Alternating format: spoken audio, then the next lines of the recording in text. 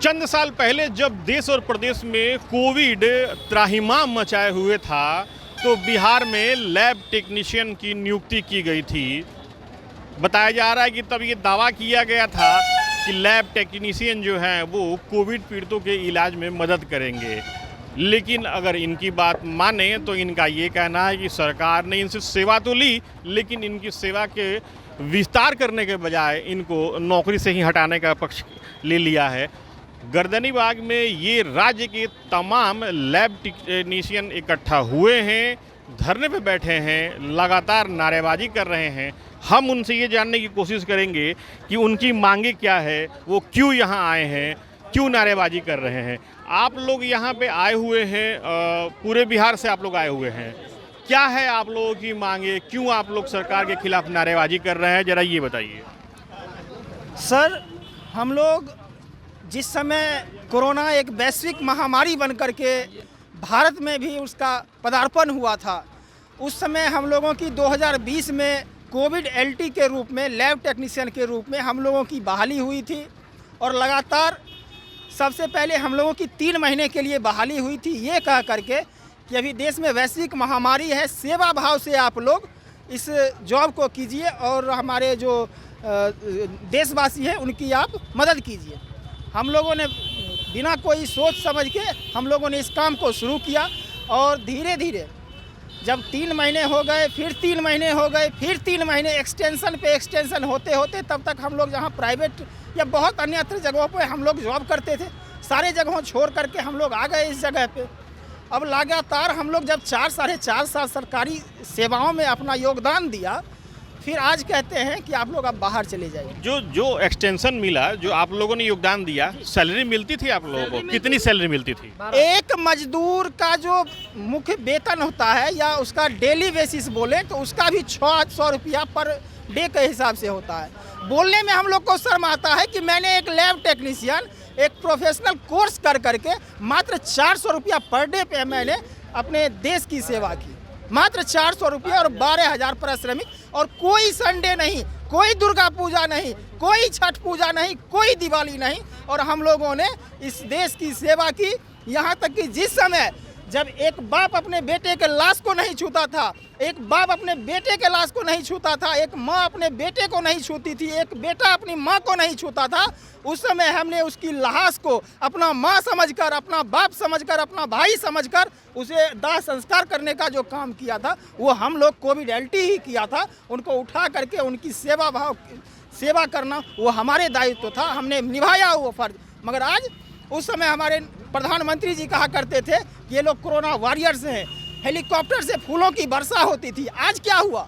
वो सम्मान कहाँ है? आज वो सम्मान जो है वो कफन में बदल गया है। और हम लोगों को उस समय का फूल जो बरस रहा था, अभी लग रहा है कि हमारे ऊपर कफन बरसाया जा रहा था कि 4 साल के बाद तुमको कफन भी देंगे, और वो कफन आज हम लोगों को मिल रहा है। अच्छा, ये 4 साल जो हुआ, तो जब आप लोग ज्वाइन किए तो उस समय केवल यही कहा गया था क्या कि सेवा भाव से करना है? नहीं, सेवा भाव से नहीं, 3 महीना का बाय लेटर पत्रांक के द्वारा बहाली निकाला गया, बाय प्रोसेस से द्वारा हम लोग का बहाली किया गया 3 महीना बोल के। तो हम लोग सोचे कि जो प्राइवेट जॉब कर रहे हैं इसके साथ साथ 3 महीना इसमें भी कर लेते हैं, जो आ जाएगा सैलरी। लेकिन यहाँ पर 3 महीना बोल के जो है कि हम लोग को 4.5 साल खटाया गया।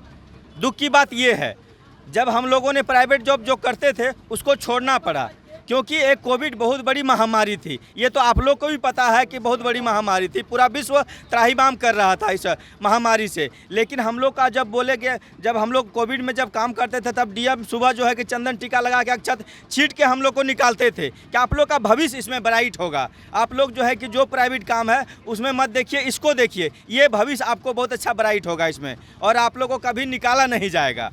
लेकिन आज 4.5 साल खटाने के बाद हमारी जो प्राइवेट काम थी मैंने उसको छोड़ दिया, और 4.5 साल खटने के बाद आज हमको जो है कि बाहर का रास्ता दिखा रही बिहार सरकार। अब बताइए कहाँ की न्याय है? उसका जब न्याय मांगने के लिए हम लोग आए, जब हम लोग बात करने के लिए आए, जब मुख्यमंत्री से सोचे बात करेंगे, हम लोग जब बात करने के लिए जा रहे थे हम लोग को लाठी डंडे से खदेड़ा गया। हम लोग, मेरे हाथ में भी लाठी से चोट मारा है, अभी तक सूजन है, और बहुत सारा एलटी को जो है कि लाठी लगा है, जो है कि फ्रैक्चर है, किसी का पैर फ्रैक्चर है, किसी को PMCH भर्ती है कोई। तो ये सब क्रूरता दिखाया गया हम लोग के प्रति। और यही लोग थे, यही नेता लोग थे जिनके घर पे जिनका बेटा बीमार था, वो अपने बेटे को हाथ नहीं लगाते थे। और उस पीरियड में हम लोग जाके उस बेटे का जांच करते थे, कोविड टेस्ट करते थे, दवाई देते थे, क्वारंटाइन सेंटर में रखते थे, लगता था जैसे कि उसका बाप मैं हूँ। ऐसा मैंने सेवा किया बिहार सरकार के प्रति। और आज उनका परिणाम हम लोग को क्या है, आज जो कोरोना वॉरियर के नाम से हम लोग को जानते हैं आप, तो ये कोरोना वॉरियर का नाम हमने नहीं दिया, ये हमारे माननीय सरकार ने दी है, बिहार सरकार ने दी है, माननीय मोदी जी ने दिया है कोरोना वॉरियर का गिफ्ट हम लोगों को। आज कोरोना वॉरियर हमारे माननीय नरेंद्र मोदी जी एक बार न्यूज़ में भी बोल चुके हैं कि जो कोरोना में 100 दिन काम कर लिए उनकी नौकरी पक्की समझी जाएगी। और हमने 4.5 साल काम किए हैं, हमने जो काम किया 4.5, आज किसी का एज 48 साल है, आज किसी का एज 38 साल है, आज किसी का एज 12 साल है, क्या करेगा वो।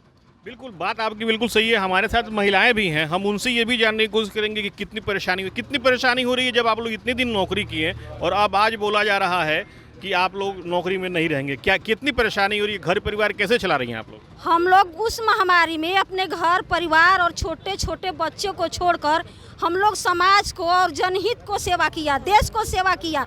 हमने 12,000 पेमेंट का नहीं सोचा कि हम 12,000 पेमेंट पर काम करने जा रहे हैं। हमने ये सोचकर काम किया कि हमको देश को सेवा करना है, हमको जनहित का सेवा करना है, हमको सरकार का सेवा करना है, हमको सरकार के बातों को कदम से कदम मिलाकर चलना है। कोरोना वायरस ऐसे वेरिएंट से हमको लड़ना है और देश से भगाना है। वैसा हम काम किए और जीत कर दिखाए हम लोग कोविड-19।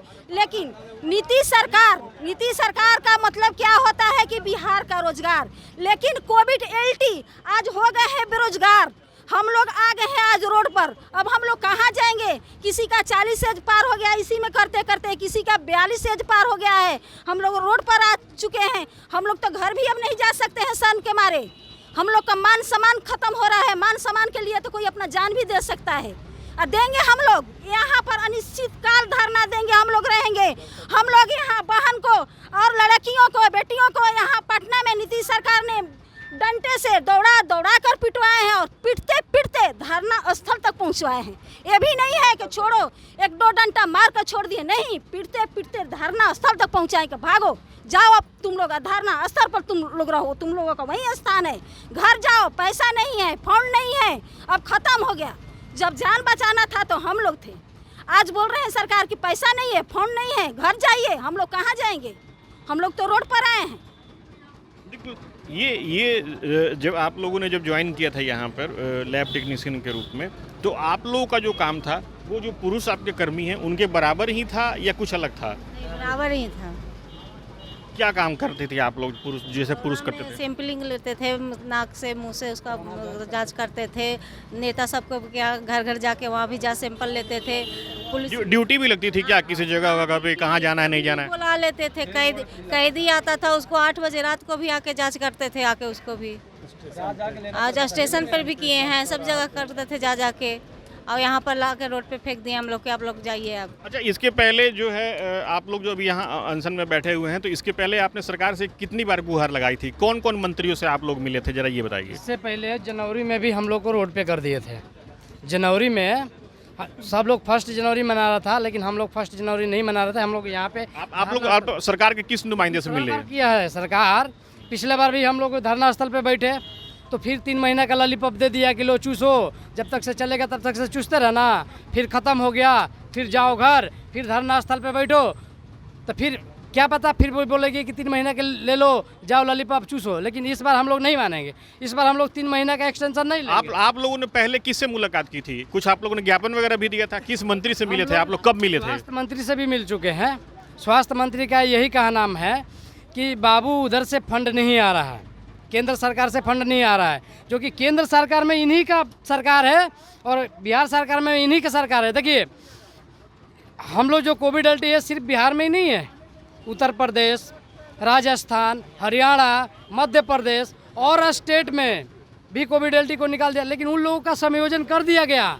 जो कि देखिए, आप सभी को पता है कि इस टाइम अब कोविड नहीं है, मतलब कोविड है लेकिन उतना नहीं है।